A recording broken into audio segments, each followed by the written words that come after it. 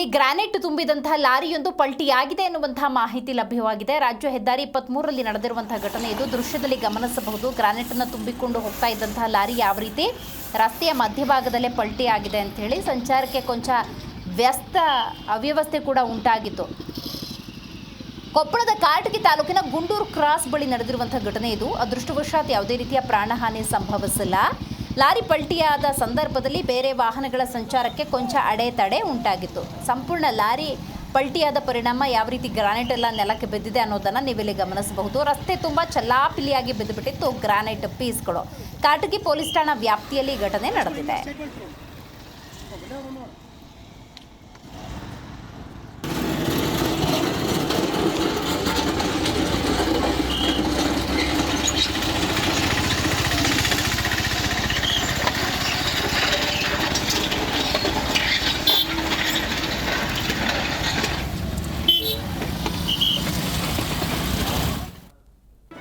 G Kannada news ಈಗ ನಿಮ್ಮ ಮನೆಯಲ್ಲೇ ನೋಡಿ.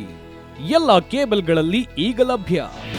ನಿಮ್ಮ ನೆಚ್ಚಿನ ಜಿ ಕನ್ನಡ ನ್ಯೂಸ್ ಈಗ ಸನ್ ಡೈರೆಕ್ಟ್ ನಲ್ಲಿ number 292, Tata play number 1664, Jio TV number 1334, NXT digital number 30, N cable number 30, city networks 51, U digital number 162, GTPL number 17, Rockline telecommunications number 42, Shri Basaveshwara cable number 168, rural cable network 60, Vinayaka digital 57, Abhishek cable 821, city channel 53, Siddeshwara cable network 57, V4 digital Infotech 628, ಸೂರ್ಯ digital networks 53, Gajanan digital number 836, Malnad Infotech Private Limited number